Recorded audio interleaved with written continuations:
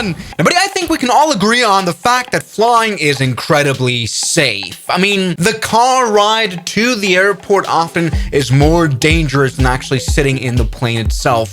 Unless you're flying Boeing, but that's another story. It is true, we trust flying, and it is really not dangerous at all. But over the past years, there have always been thousands of concepts to reinvent the wheel and make flying even safer. I mean, we talked about a bunch of these. What if we put parachutes on airplanes or equip them, whatever the hell? And especially why we never got around to doing that. And everybody, a few years ago, a special concept went very viral. But let's today talk about a patent from the Ukraine from 8 years ago, and it goes like this. Here we have the so-called detachable cabin aircraft with a capsule to save passengers during catastrophe. Here we have a high-wing aircraft that has a wing that's just being, kind of put onto it, kind of loaded in like the Airbus Beluga does load. And here we have the airplane now, the capsule container that can detach even mid-flight. All right, here we are at a takeoff, and no, there's an emergency, and the cabin can be dropped. And you can see the fuselage now landing using a parachute while the main aircraft is crashing. That's a beautiful animation as well of the airplane crashing. Damn, pilots going down with a ship. Oh yes, and everybody can deboard the aircraft. Especially this thing can even land on water. Oh, with inflatable boots here.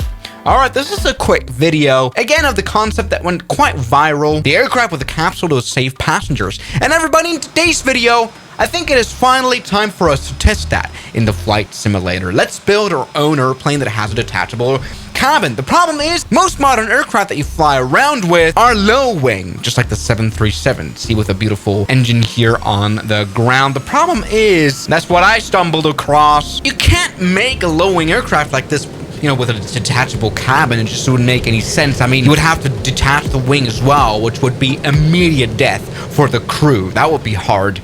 No, you need a high-wing aircraft. I mean, we have some of those, maybe the Avro, but that's nearly almost completely retired. Other than a Cessna, a plane where it, really wouldn't make sense, I can think of an airliner that has a high wing. And this is, I guess, where Boeing's other concept comes into play now, the Boeing Sugar, which is a concept that I talked about a while ago. It's an electric airplane that has a high wing as well. We can perhaps make a concept out of a concept. I mean, truly, it is a plane that deserves a concept on its own. Take a look at this very large wing, which kind of looks like a glider. And this one can be retracted to be used in conventional airports. I mean, if we put the wing into the flight position, this kind of reminds me of the 777X. Take a look. We are now in flight mode. I'm not sure with this kind of thin wing, this would hold a lot of G's. I reckon it is very quiet right now because it does even have electric engines, which I don't know. I mean, where would the batteries go? And if it didn't have electric engines, where would the fuel go? Obviously, they would normally be stored in the wings, but there's no space here. This is truly an interesting concept in itself. And well, yes, again, it does have a high wing, which looks interesting. We can even take off at like enormously low speeds. 130 knots will be enough to get this airplane in the air. You just don't want to overstretch the wing very much. It tends to flex. Oh, we've lost the wing. That's enough overstrike. Beautiful. But everybody, yes, here we go now. Our concept has been completed. I've actually done some modeling work, and this airplane now has a detachable cabin. Let's go ahead and take off once again. There we go. Very beautiful. Now we are in the air. We can put the landing gear up. Everything seems totally fine. Until things are absolutely not fine. Oh no, we just had a bird strike. Oh, only one engine is out. We might have to fix that. Come on, fill the other one engine too. Yes. Everybody, this can happen, and it's happened before. We have now lost our both engines. And because of our modification, we see this icon right here, spacebar, to separate. Yes, we can now separate the cabin from the fuselage. Now, yes, we could do an emergency landing just fine here. We are in the desert, and we can just return, but we don't want to. We want to detach our cabin. Let's do that. 3, 2, 1, now. Yes, everybody! Now we have our empty airplane. Actually, oh.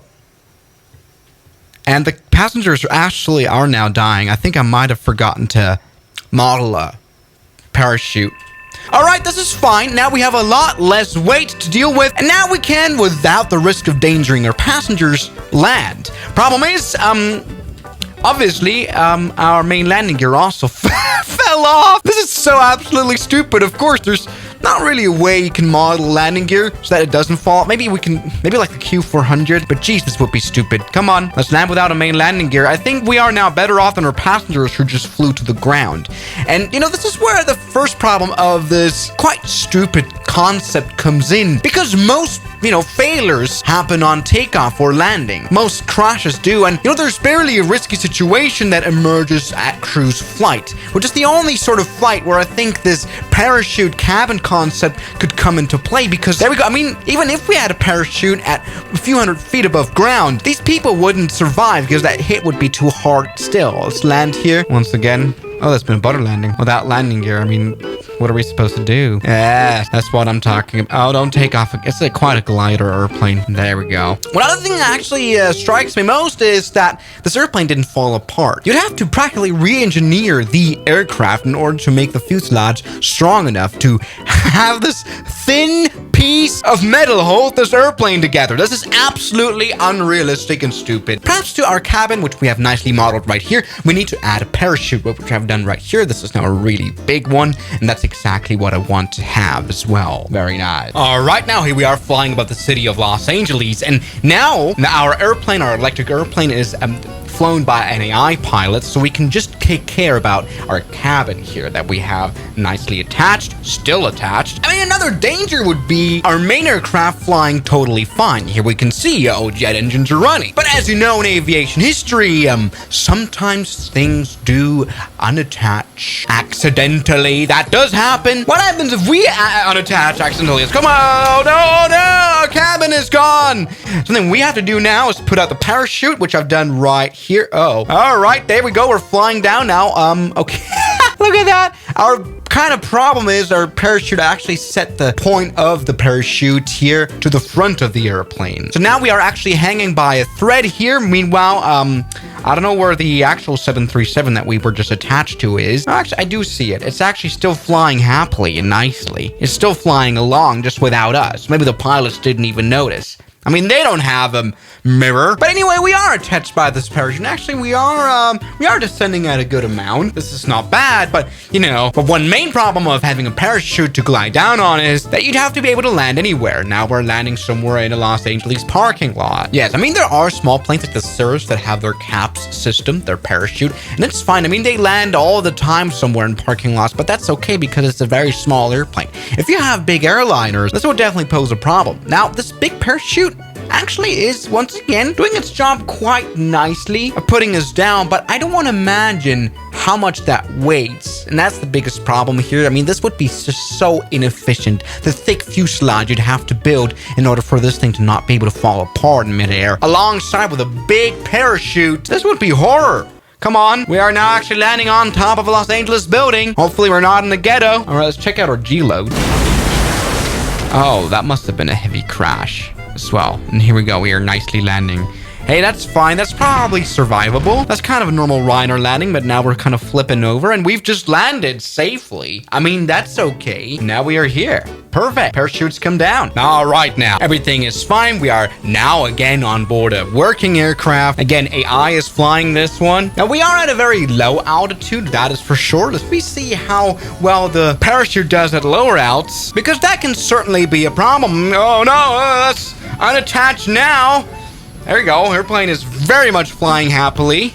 Now we need to put out our parachute, and I'm not quite sure. Will it be able to stop us here from falling into the ocean? Oh God, now the passengers are all flown out. I guess you could improve the stability of our concept by putting 2 parachutes, but this will surely not work. Come on now. We are now still being brought down by this parachute, and you can see this is like genuinely big. One big problem now we do have is that we're going to be landing in the ocean. Yes, well, indeed, the 737 is happy flying somewhere at 9,000 feet, and it doesn't bother. We definitely are bothering, and we're about to land in water now. All right, guys, get yourself ready to swim.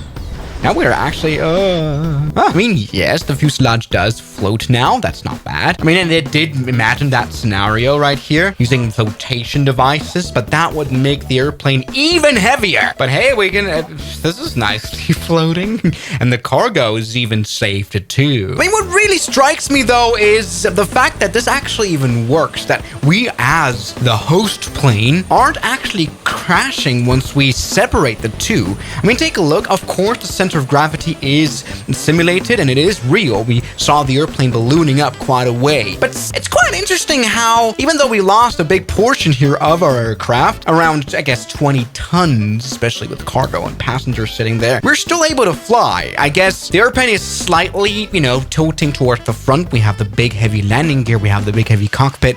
There's not too much in the tail, but we are actually still flying. I'm not quite sure if this is realistic. Yes, if you suddenly removed a big portion of the fuselage, if a plane will still be able to fly happily. But here we go. We are actually working. This airplane's probably got better performance than ever. That's great weight saving. So what is our learning of this video? This concept actually works. Oh no, we are crashing. We are falling apart. Let's release. Yes, there we go. We've now been able to... Oh, it's falling at the same... Oh, it's falling even faster than us because I guess we've got still a bit more lift. All right, goodbye, my lover. Goodbye, my friend. Yes, I mean, the concept does work with a parachute and all. Is it ever going to be practically useful in real life? No. I guess instead of investing money in this concept, we should rather talk about, you know, building airplanes that don't need a detachable cabin because they're safe enough. Boeing. Oh, but hey, maybe someday someone's going to use this Ukrainian patent. So I really thank you guys so much for watching this video, and I'll see you guys tomorrow. As always, good night. And a special thanks goes out to my members, my supporters: Gunskiller, R27, James Deram, that dude, Anime Gods of Gaming, Derek, Insider Plane, Nishijitsu Fanner, Professional Jamal, Ryland Williams, and New the York. You've got beautiful names.